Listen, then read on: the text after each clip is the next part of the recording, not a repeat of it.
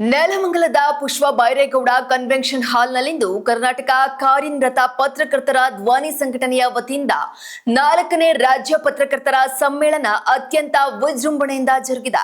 ಸಂಘಟನೆಯ ರಾಜ್ಯಾಧ್ಯಕ್ಷ ಬಾಗ್ಲೆ ಮಲ್ಲಿಕಾರ್ಜುನ ನೇತೃತ್ವದಲ್ಲಿ ನಡೆದ ಈ ಬೃಹತ್ ಸಮಾವೇಶದಲ್ಲಿ ರಾಜ್ಯದ ಮೂಲೆ ಮೂಲೆಗಳಿಂದ ನೂರಾರು ಹಿರಿಯ ಹಾಗೂ ಕಿರಿಯ ಪತ್ರಕರ್ತರು ಭಾಗವಹಿಸಿ ಮಾಧ್ಯಮ ಕ್ಷೇತ್ರದ ಪ್ರಸ್ತುತ ಸವಾಲುಗಳು ಮತ್ತು ಪತ್ರಕರ್ತರ ಹಕ್ಕುಗಳ ಕುರಿತು ಧ್ವನಿ ಎತ್ತಿದ್ದಾರೆ.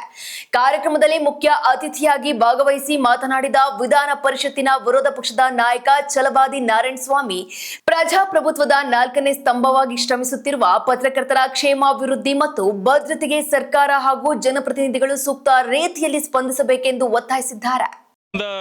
ಎಲ್ಲ ತಾಲೂಕು ಸ್ಥಳೀಯವಾಗಿ ಎಲ್ಲೆಲ್ಲಿ ಪತ್ರಕರ್ತರು ಕೆಲಸ ಮಾಡ್ತಾರೋ ಎಲ್ಲರೂ ಕೂಡ ಇವತ್ತು ಒಗ್ಗಟ್ಟಿನಿಂದ ರಾಜ್ಯ ಮಟ್ಟದ 4ನೇ ಒಂದು ಸಮ್ಮೇಳನವನ್ನು ಇವತ್ತು ನೆಲಮಂಗಲದಲ್ಲಿ ಹಮ್ಮಿಕೊಂಡಿದ್ದಾರೆ.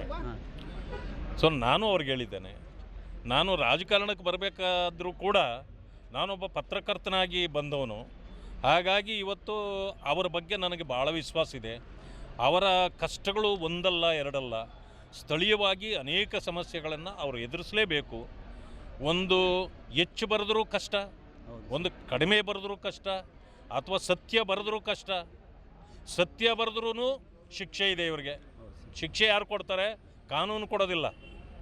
ಯಾರ ವಿರುದ್ಧವಾಗಿ ಅವರು ಸತ್ಯವನ್ನು ಬರೀತಾರೋ ಅವರು ಏನೋ ಕಷ್ಟ ಕೊಡ್ತಾರೆ.